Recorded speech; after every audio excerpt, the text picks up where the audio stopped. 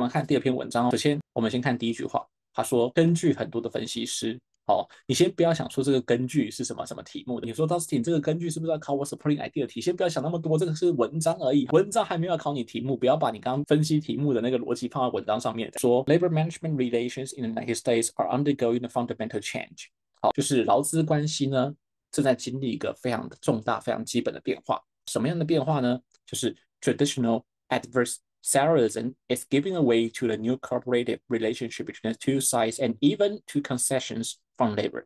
好，来，这个句子会让你有个障碍，就是这个字到底是什么意思？什么叫做 adversarialism？ 有些同学可能知道，但是考试的时候假设是不知道的话没有关系，因为这个句子背后还有很多的资讯可以让你补充。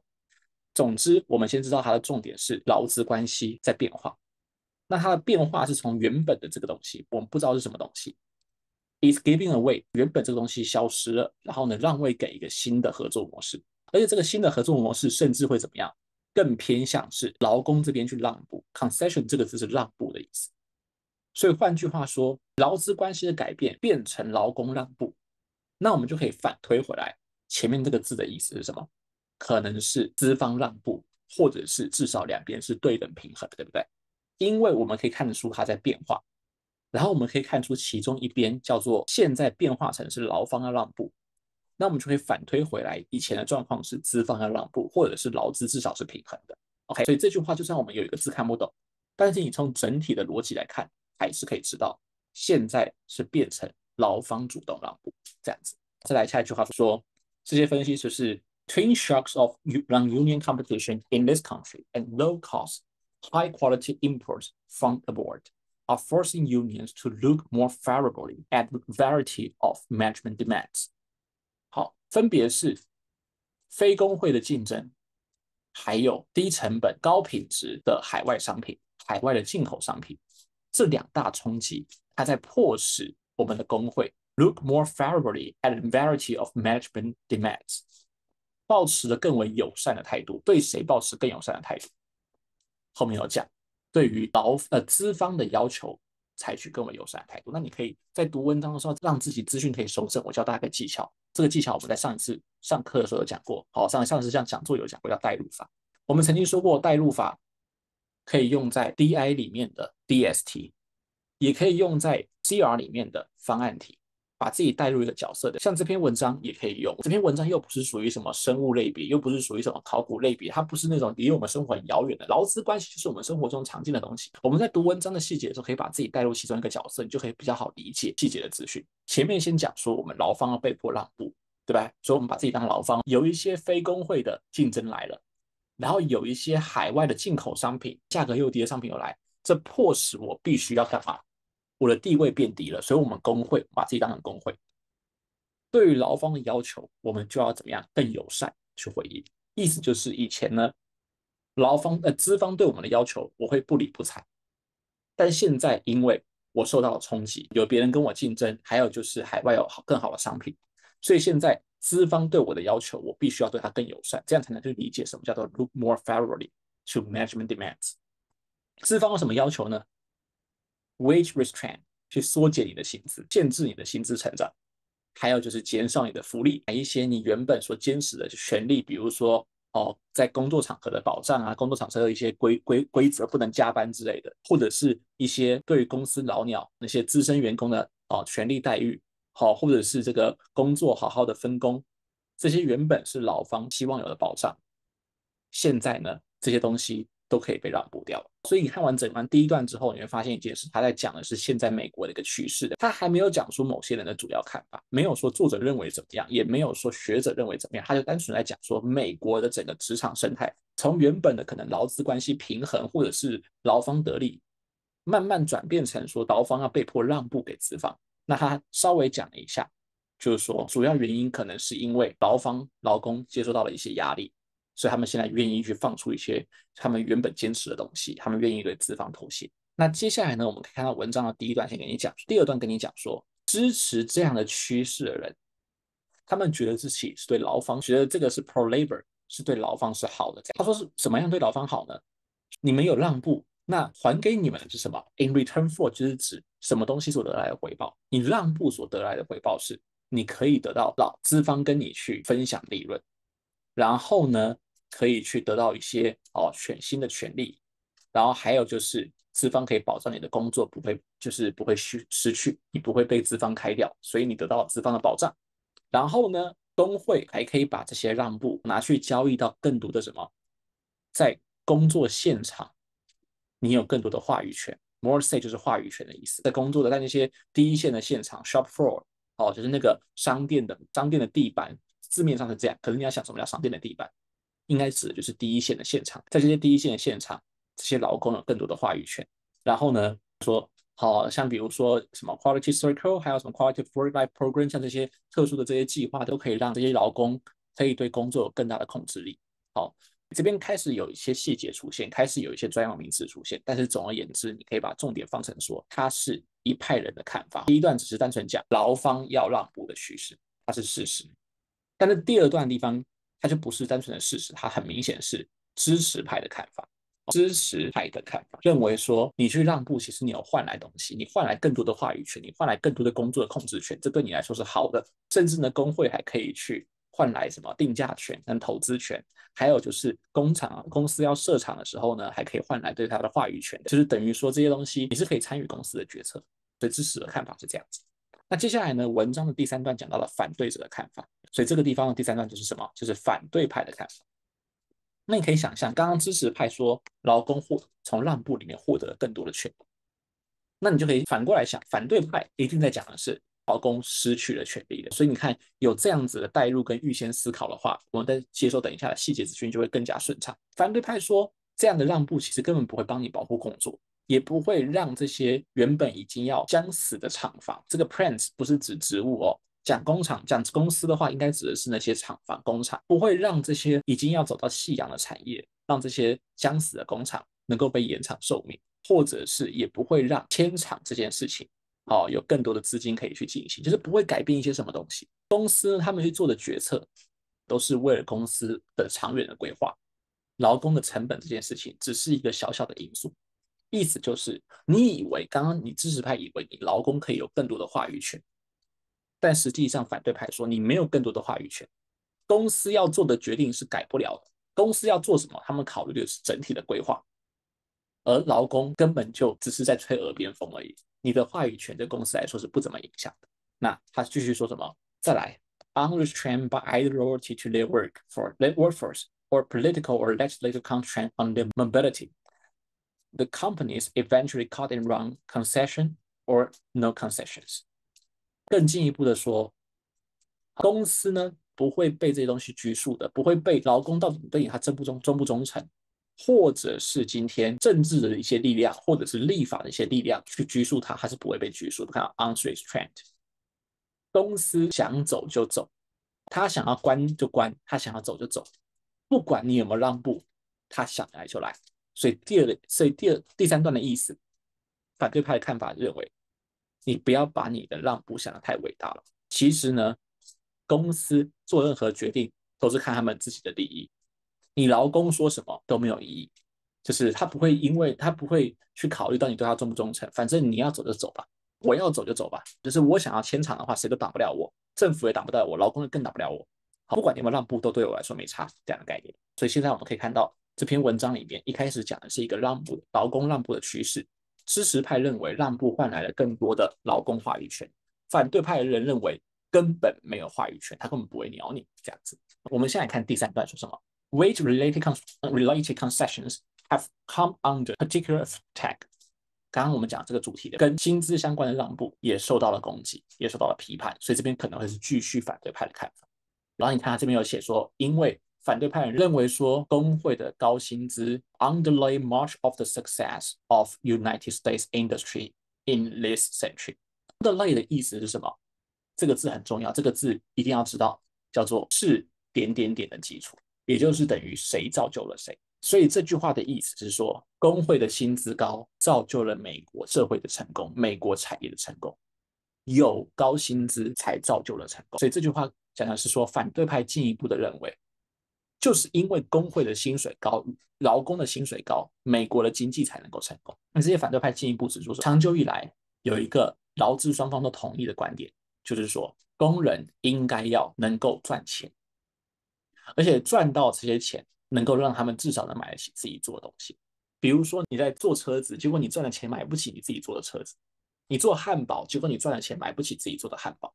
在餐厅打工，你赚的钱让自己都没办法吃一顿饭，所以过去两方的共识是，你赚的钱至少让你能够去负担你所生产的东西。更进一步来讲，有更高的薪水才能给员工有更多的购买力，有更多的购买力才能推动整个经济前进。员工花钱才会有东西被买走，整个经济才会有钱才流转。员工有钱，愿意花钱，那百货公司才有钱赚。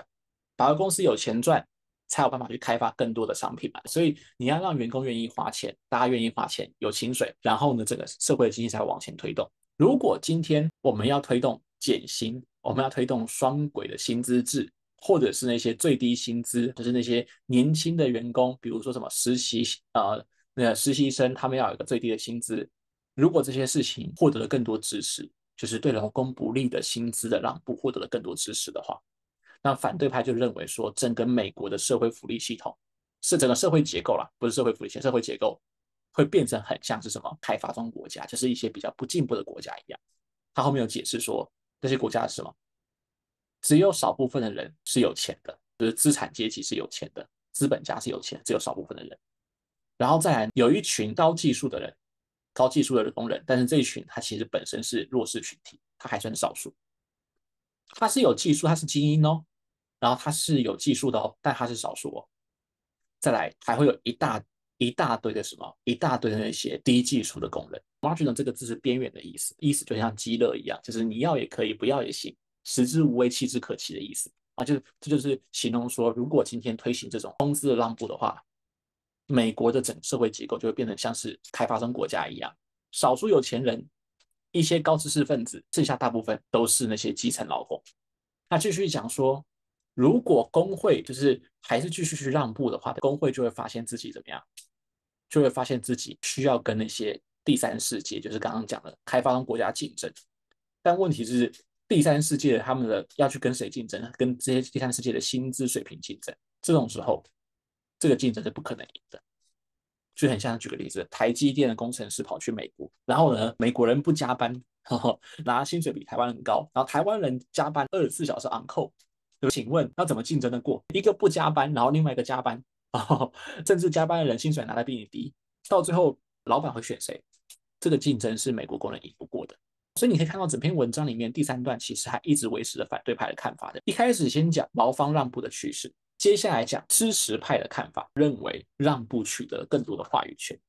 反对派在第三段的时候说，让步其实是没有话语权的，根本不会被你影响。甚至第四段的时候进一步讲，你在心智上让步会让整个社会崩溃，你会让我们就跟第三世界国家一样，就是变成少资本家，少部分的高知识员工，跟大部分的都是没有能力的员工。那到最后整个美国经济就崩塌了。各位，我们现在看完整篇文章之后，架构理得非常清楚了。我们先来看第一道题，这篇文章的主旨是什么？来，各位注意到哦，第一个是主旨，第二个这边用的是 with something。我们刚刚是不是说过，主旨题的破题重点叫做它是不是作者的态度？作字题一定要作者的态度，然后再来就是它后面是完整句还是不完整句。这边用的不是 to， 这边用的是 with， 而且加了一个 the。所以呢，后面要接的应该是一个名词。那如果你不确定的话，你也可以稍微去挑一个选项来看。你看这几个选项长得都差不多，结构都差不多。比如说我们挑 C 来看，它这边是一个名词加上修饰语，所以等一下你的拟答也要比较像是这个东西。那我们回顾一下作者的态度是什么？先介绍一个趋势，跟你讲支持派的看法，再跟你讲反对派的看法。他自己是支持哪一派呢？好像没有看到的。这边他是介绍支持派的看法，有没有看到这边的主词都是用支持派，这边是介绍反对派的看法，这边是继续讲反对派相信什么。你看到最后的时候，他还是继续讲反对派相信什么。所以这篇文章实际上作者是没有出现的。我们这边的拟答就不能说这篇文章是作者在批评什么东西，或者是这篇文章是在关注对某个东西的 objection， 不能这样回答，因为作者就没有要批评，也没有要支持。但是我们可以说什么？作者去介绍对一个趋势的两种不同的看法，所以这边的回答就会是这篇文章关注的是对两种趋势的不同看法。第一个一定要是作者的态度，这篇文章作者是没有表态，他只是介绍别人的看法。第二个，我们的拟答必须要是一个名词，所以这边我们的回答是，作者是去关注对一个趋势的不同看法。我们就把那个介绍这个字拿掉，因为他没有要给我们动词。好，那我们来看哦。第一个说过去这个趋势背后的原因，我们要去关注它背后为什么要这样做。作者有说为什么吗？我们有讨论动机吗？我们有讨论背后的原因吗？没有，我们在讨论的是影响，到底这个趋势是好还是不好的，不是在讲为什么会有这个趋势，所以 A 选项被我们排除掉。那 B 选项说这样的劳资关系的重要性，这是正面字眼，你还记得吗？我们刚刚讲的没有要说是正面还是负面，我们作者有去介绍正面，也有去介绍负面，所以 B 选项讲的 importance 讲或重要性是正面的字眼，这个态度就错了，作者根本没有支持或反对，作者只是在跟你讲两派人对这个趋势的不同看法。那 C 选项说什么？说劳工的让步会造成的结果，这个就有可能了。为什么？因为刚刚我们看到作者的确先介绍了支持者认为会导致的结果，再介绍了反对者认为会导致的结果。作者没有说谁对谁错，所以呢，你看这边也没有说是好结果或坏结果，他就是介绍不同的结果。相对于 B 选项，B 选项跟我们讲作者关注的是重要性，变成作者好像是比较关注正向的，可是实际上没有，作者是正向也有讲，负向也有讲，所以这个选项被我们排除，这边会被我们保留，因为他没有特别讲正向还是负向。OK，然后 D 选项，作者关注的是效果，什么效果？外国的竞争对美国经济的效果。这好像就不是主题。我们刚刚可以看到，每一段出现的主题，只有最后一段讲到了外国竞争、第三世界国家，但是前面的这几段都没有讲到外国竞争，都在讲的是什么？讲的是工会让步、劳工让步、工会让步。所以这篇文章的主题应该不是外国竞争，应该是工会让步。所以 D 选项的主题是错的。然后 E 选项说这篇文章关注的是非工会的竞争，可是问题是这篇文章也不是每一段都有讲到非工会的竞争。只有哪里讲到？只有第一段讲到了非工会的竞争，其他段都没有讲到非工会的人，一直在讲工会怎么样。所以这篇文章的主题也不是非工会的成员，反而是每一段都有讲到的劳工跟工会的让步。所以这道题答案是 C 选项。所以你看我们刚刚用到什么技巧？第一个，我们只要锁定是作者的态度，而且我们确定作者没有表态之后，我们可以把正相关、表达正态度的去掉。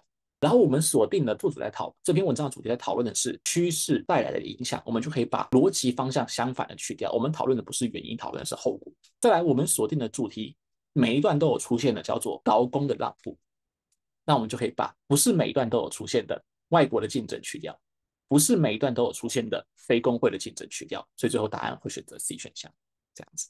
而我们刚刚用的每一个方法或技巧都不是我发明的，它都是 OG 里面明确写给你看的，所以我才说，其实你熟读 OG 就够了啦。OG 里面明确写给你看的，有没有看到？哦，overall theme is often an idea repeated in different paragraph。我们刚刚说的每一段都有去讲到工会的让步、劳工的让步，所以这个不是什么新方法哦，这就是原有的方法，实际上落实而已。那我们看第二个题目，他说文章里面的句子 ，if proposal for pay cuts，unskilled labor serve primarily to，你看他要把它标起来。他说他的目的主要是干嘛？这句话的功用是干嘛？它就是一道作用题。如果是作用题的话，还记得我们刚刚的破题重点吗？第一个，它是作者的态度；第二个，不能只看那句话，要看前后文。我们现在回来看文章里哪一句话提到这些事情，或打底线的地方。如果今天那些要去减薪，或者是要做双轨薪资系统，或者是要做一些年轻工人的这些最低薪资的这些提议，他们得到了信任，他们得到了更多的支持的话，那么呢，这些反对者就会相信说，整个美国的社会结构会朝向相对的开发中国家走。小部分的人是有钱的，一些人还是弱势，但他们是就是所谓的 elite，然后还有大部分的人是没钱的，大部分人是基层劳工。我们来稍微观察一下前文，注意哦，不能只看这句话哦。如果你只看这句话，你可能会觉得作者在去讲述一个可怕的后果，作者在去反驳一件事情，但你不能只看这句话。我们往前一句话看，高薪资给这些工人有购买力，可以推动经济的往前走。所以他先说有高薪资才有办法推动经济。如果砍薪资的话，没有高薪资的话，那经济会变第三世界。再来，在下一句话后面说，如果这样做的话，他们很难去跟别人竞争的。所以看上去中间这一段应该是在去讲说，他的目的是为了干嘛？他的目的是为了去讲说，如果没有高薪水的话，会发生什么事情？那重点来咯，知道这个目的是谁的目的？是作者的目的。所以，如果你在这边的拟答有了负面的语气，比如说你认为是在反对一些提议，你认为这句话是在反对一些提议或反对一些方案的话，你的逻辑是错的。为什么？这一句话里面的内容的确是有在讲说，如果这些方案做下去的话，社会会变得更糟。但这是谁相信的？这是反对者相信的，不是作者相信的。你可以说反对者讲这句话是为了要去反对一些方案，但是你不能说作者去反对。这边我们来看，首先第一个反证一个理论，他的负面态度可以跟那些反对者对得上，但是呢，不能跟作者对得上，因为作者在讲这些话的时候，他心里面是没有反对的意见的，他只给你看反对者怎么想，但他提出来的目的不是为了要去打谁。你读这些字，你是读得出来，他有在说这些方案如果实施会导致不好的结果。但是这个反对是谁的想法？是 opponent 的想法，不是作者的想法。作者只是给你看这些人的推导，所以 A 选项的态度不能是视为作者的态度。再来去澄清一个疑惑，这篇文章前面也没有疑惑，也没有模糊，所以没有要澄清模糊的意思。第三个，去化解两个不同的观点，作者有去化解吗？没有，作者只是给你各给看而已。第四个，呈现一个猜想，呈现一个假说，反映了作者刚刚的客观语气。作者没有说支持来反对，那用假说也给你看了某一些学者他们的猜想，对不对？所以 D 选项被我们保留。一选项什么？跟已知已经被接受的资讯相互矛盾。文章里面也没有说谁跟谁矛盾，作者只是给你看有某一派人他们所做的推理，所以最后答案是 D 选项。所以如果你选到 A 的话，会发生什么事情？你就知道说我的态度去批评某个方案，去讲某个方案实施的坏后果，我觉得是负态度，所以我选的是 A。结果最后选项出来跟我的预想有很大的差别，我觉得是负态度，结果选项是中立态度，那你就知道不是选项的问题，是你一开始预想的时候态度就找错了，那你就可以回来看，原来这个题目问的作用题是作者的态度，可是文章里面的负态度其实是学者的态度，你就可以知道自己的问题所在。所以呢，你看有拟答的好处就是，你发现你的拟答跟同学答案差很大的时候，你的重点就不会放在选项身上，重点会放在什么？文章里的资讯的解读跟问句的解读身上。那我们看第三道题目 ：Sophisticated proponents of the concessions do which of the following？有没有看到这边有强调到是谁？根据作者的，所以呢，它是什么 supporting idea 题？文章有讲的才能去推，没有讲到的不能去推的。然后你再继续看后面所使用的动词时态，do which of following，它用的不是 may do 或者是 are most likely to do something，它不是说可能会怎么样，最有可能会怎么做，它是说的是在文章里做了什么，用的是简单式，所以我们要做的事情就是看他文章到底做了什么。那如果你不知道怎么去拟答，稍微去抓一个最小的文章来看，这个文字的结构应该是接个动词，这些人接一个动词，动词后面接一个受词，受词后面就接一个修饰句。我们的拟答也要像这种形式，这些人做了什么东西？那我们来看哦，它指的是这些支持者，支持者回去文章定位到哪里？在这一段里面，支持者他们把重点放在对劳工有利的方面上，他们强调说，你去让步，让回来是你可以得到一些利润，你可以得到权利，你可以得到工作的保证，你换回来的是更多的话语权，还有更多对你的工作的控制权。看完之后呢，资讯实在太多，但是我们要把它总结成他们做了什么。简而言之，我的拟答叫做这些支持者他们在文章里做的是告诉你让步能够取得多少的利益跟话语权。五个选项不是说每个选项都是两三行，每个选项只有做了什么动作啊，动词、受词跟修饰语，所以我的拟答也会调整到跟这个长度差不多，这样我们俩在对选项的时候会比较好。对，我们刚刚说拟答叫做这些支持者在文章里面告诉你让步能够换回来的好处跟话语权。第一个选项叫做这些支持者支持过去传统的关系，不是啊，他们支持的是新关系，他们支持的不是旧关系，所以态度上直接相反掉。B 选项叫做这些支持者强调你去让步能够带来的好处，这个很棒，对不对？跟我们刚刚讲的嘛，但能带来的好处跟话语权，所以我们先保留起来。C 选项，这些支持者把重点放在现在经济形势的分析，这个也说不上怎么错，就是完全没有对到，对不对？刚刚完全没有提到经济形势的分析，但是谁在分析？是反对者在分析。哦，为什么我说所有题目都要回去定位？因为我看很多同学成绩单都有特色。我看你们成绩单的时候，有些同学做一道题目花大概0.5分钟、0.4分钟，我都会去点出来说：哎，同学，请问这道题你有回去定位吗？请问30秒你是要怎么去做到定位？所以30秒、20秒这种人很明显就是什么？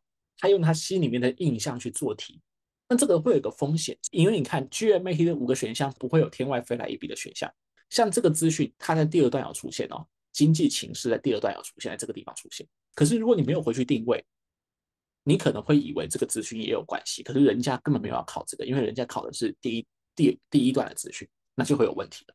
所以为什么每道题目都要回去定位，就是因为 GMAT 里面没有一个选项是废选项，它一定会都设计文章里面出现过的字跟概念，只是跟它要的位置对不到。多选项说什么？说这些支持者他们在做的事情是去让你看到资方他们为什么要这样做。我们没有看为什么，我们刚看的是好处坏处，我们刚看的是好处，所以这个地方也被我们排除掉了。然后呢，E 选项说什么？这些支持者去解释国内的经济发展。用全世界的趋势来去解释国内线，这是谁做的事情？是反对者做的事情。所以如果你没有回去看，你会觉得好像刚刚看文章有出现。如果你选到这个选项，你就知道说2个问题：第一个是你没有回去定位，第二个是你把支持者看成反对者，这样子。所以这道题答案最后是 B 选项。第4题 ，It can be inferred。你们看到 infer 这个字非常重要，推论。那推论什么东西呢？你可以注意到态度很重要。我们看推论题的时候，你看我们前面讲到的东西，推论题有些时候。也许一个陈述在事实上是对的，可是呢没有办法被文章支持，那就是错误答案。或者是一个陈述，它虽然事实上是错的，可是它能够从文章里的资讯推的，那就是答案。然后我们刚刚说什么？你看，就算今天一个理论是错的，但是如果今天你要根据这个理论去推的话，也有可能会问这种题目的。所以推论题的关键在于你要看清楚态度是谁，他到底问的是作者。还是问的是学者，还是问的是谁的态度？好，像你看哦，我们刚刚文章有支持者跟反对者，还有作者的这道题目在问的是谁的态度？是反对者的态度。所以如果有一些选项，它如果在文章里面有被讲到过，可是它是属于支持者的看法，你不能选，因为就算它是对的，但是那不是反对者的主张的内容。这样子，好，那我们做这种推论题的时候，我们的预想要放在什么方向？像是你在做 CR 里面的推论题一样，用代入法去做。如果我是这些反对者，我的基本立场是什么？再用我这个基本立场去看哪些选项是我可以接受的。注意哦，这个题目要的不是文章有出现，文章有可能没有出现这句话，但是呢，如果你把基本立场抓到，觉得这个选项跟你的基本立场不违背，你仍然可以选。好，我们回去重新读一下 Opperman 的想法。注意 Opperman 出现很多地方，所以你看清楚哦。他们认为，如果 concession bargaining continue， 我们要去找到这个地方 concession bargaining 在什么位置。一开始讲 Opperman 的想法在这边，还没讲到 bargaining， 所以我们快速的扫，没有看到 bargaining。但是我们看到什么地方呢？大概看到这边的时候，你可以看到这边有讲说，他们原本应该是要拿到自己的薪水的，也没有讲到 bargaining。然后呢，直到看到什么地方，看到这边有看到哦 concession bargaining 这边，所以呢是定为这一句话。所以这些反对派认为什么？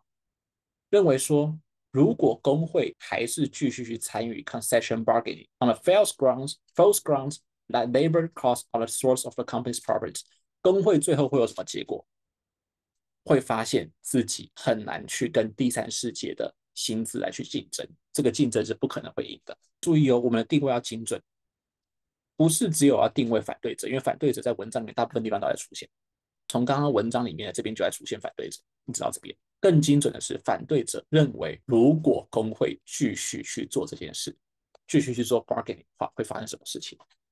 那我们可以看到文章里面说的是，工会认为继续去做的话，应该说反对者认为继续去做的话，工会根本没办法去跟第三世界的人去竞争工资。简单来说就是很惨了。那我们去想，如果我是这些反对者，我抱持着你未来根本无法去跟别人竞争的态度的话，哪一些选项是我可以推理出来的？我会认同。A 选项说什么？厂房会直接关掉，而不是转厂，不是吧？这跟我们刚刚能不能竞争没有关系。我们刚刚是说工人能不能竞争，不是说厂房会不会迁厂。所以呢，工人无法竞争，不代表厂房要转，这逻辑上是不能推出来的。我们把它排除掉。B 选项，年轻的工人会需要继续重新训练，被重新训练。没有啊，我们是说不能竞争，没有说人家会给你重新训练的机会。所以这个逻辑上没办法推的，不能竞争不代表人家会重新训练你，有可能大家就直接把你丢掉了。D 选项，专业的劳工会赢过边缘的那些基层劳工。好，我们刚刚的不能竞争是谁跟谁竞争？是我们跟第三世界竞争，但不是说是不同阶层的劳工竞争。所以我们能够推得的是，我们无法赢得别的世界，我们无法去赢过别的国家，无法去赢过那些开发中国家。但我们不能去推得说我们无法去赢过任何一种类型的，所以这个也无法推得，我们是地点上的差别。好，然后再来，有钱的投资者他们会去投资在第三世界，而不是投资在美国。哎，你可能看到这个字眼睛会一亮，但你要仔细想哦，我们刚刚说的是你无法跟别人竞争，是劳工无法跟别人竞争，也就是你的工作会被抢走。可是问题是，工作会被抢走，真的等于厂房换到国外去吗？逻辑上是不一定的，有可能是厂房还在国内，还在美国，但是你的工作被那些新移民或者是被那些非法劳工被拿走，所以是你自己丢掉工作，但是不代表说是工厂真的换了，或者是投资的位置真的换了，所以这个选项无法被推得。最后一个，这些人会相信说，如果这件事继续进行的话，整个社会结构会被负面影响。我们刚刚是不是有看到有说什么？就是整个社会结构，如果今天继续这样下去的话，会变得更像是 less developed countries。所以我们可以去推论得到说，这些 upper 们认为，如果这件事继续下去的话，整个社会会变得更糟。最后这道题答案选择的是 E 选项。